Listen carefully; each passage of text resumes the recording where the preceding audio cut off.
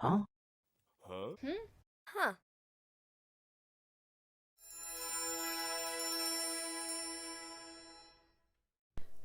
Hello everyone and welcome back to Sticky History. Today's video is going to discuss one of the most infamous German tactics used in the World Wars, the U-boats. The U-boats, or in German the Unterseeboot, were submarines that were designed and made in the early 20th century. The SMU-1 had a single torpedo, whereas the SMU-2 had the capacity for 2 torpedoes, and a later model was the first German Navy boat to have a diesel engine installed. However, the U-boats are most well known for the role they played in the wars. These boats were used in response to the British North Sea blockade, restricting Germany from receiving supplies from its only water border. Their aim was to sink the merchant ships of neutral countries who were delivering supplies to Allied countries, creating shortages in Britain. To begin with, the Germans obeyed so-called prize rules, meaning that they would surface before attacking, allowing passengers on board to abandon ship. However, this courtesy was soon dropped following the British introduction of Q-ships, or warships disguised as merchant ships, forcing the U-boats to surface and destroy them before they had the chance to launch their torpedoes. The U-boats played a key role in the Gallipoli campaign in 1915, preventing supplies from reaching the Allied troops and sinking 2 battleships in the process.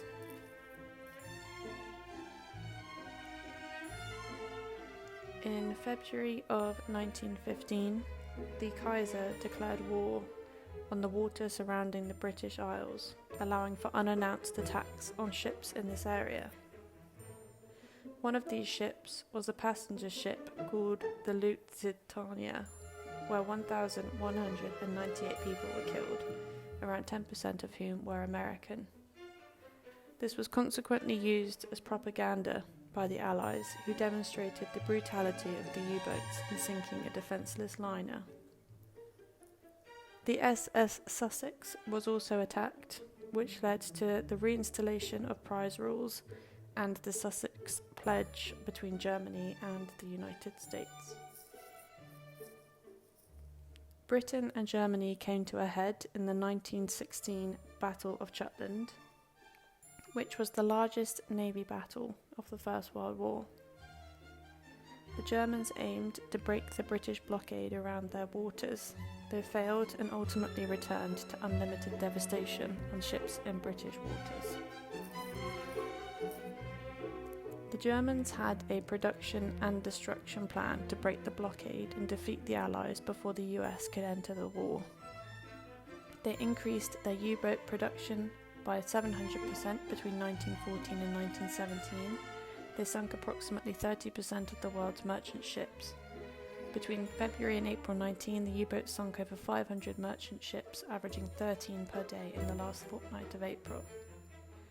However, the resumption of uninterrupted and unprovoked warfare on passenger ships in British waters, including sinking 3 American merchant ships in one day, was a major factor in bringing the United States into the war against Germany in 1917.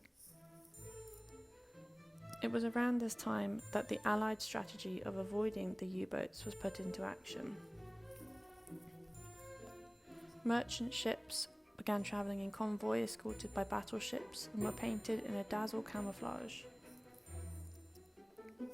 What's more, U-boat searching stations were created on the shoreline, and planes were sent out in hunt of the submerged destroyers to spot them and alert the ships in the sea.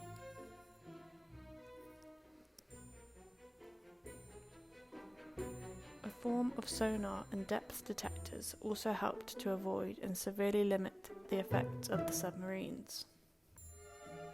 As a result, the German Navy saw their impact neutralized, and by the time of the armistice in 1918, had lost close to 50% of the U-boats that had been made. The remaining U-boats were either destroyed or surrendered to the Allies. However, this didn't happen before they had been able to sink a whopping 5,708 merchant and fishing ships, totaling the loss of 11,108,865 tons of cargo. They also destroyed 10 battleships and 18 cruisers.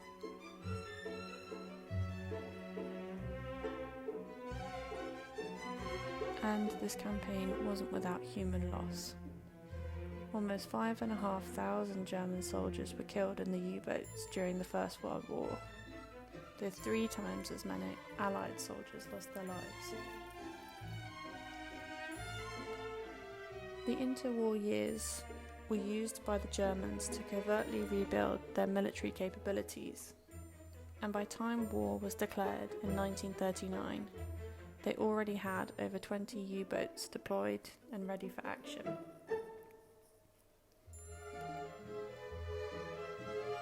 Prime Minister Winston Churchill himself noted that the only thing that really frightened me during the war was the U-boat peril.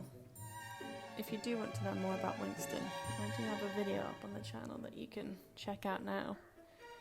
The U-boats lay in wait in the Atlantic Ocean, waiting for supplies to cross from the States to Britain.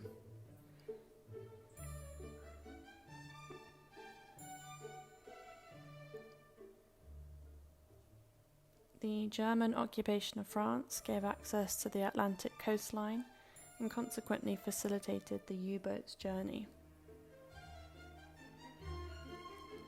The Germans employed the tactics used by the Allies in the First World War, hunting in packs, which made sinking a ship much easier as a collective. This front of the war was coined the Battle of the Atlantic, similar to the Battle of Britain in the air. However, in 1941, when the Americans joined the war, the U-boats became less influential as there was so much more traffic carrying cargo across the ocean, so it was difficult to make an impact on what they were destroying. What's more, the U-boats could not travel underwater for a long period of time, normally only when an attack was necessary. They spent most of their time on the surface and relied on pouncing at night to keep the element of surprise.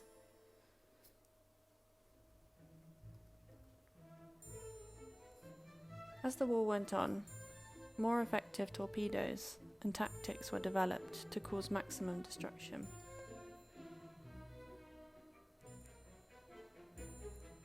The U-boats became streamlined and also had the capacity to stay underwater for longer, which was one of the main faults of the previous models. On the other hand, the Allies were able to develop effective radar, exposing the submerged U-boat's position, and they also strategically bombed the U-boat ports in France.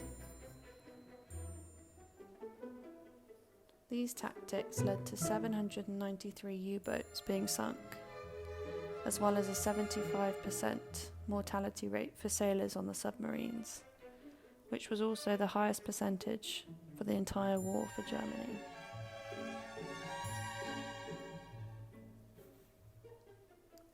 So the U-boats played a critical role in both world wars, terrorising merchant ships looking to supply Britain. In World War I, the use of such tactics was due to the North Sea blockade that led to Germany being short on supplies, and the capture of France in World War II allowed for Atlantic coast postings of the U-boats. However, ultimately in both wars there was a turning point in which the British forces were able to curb the U-boat threat and dominate the sea warfare, leaving the Germans without one of their key attacks. Thank you for watching Sticky History. As always, I hope you enjoyed the video on German U-boats, and if you did, please do leave a like, comment any future requests for videos you may have, and subscribe to the channel. Bye!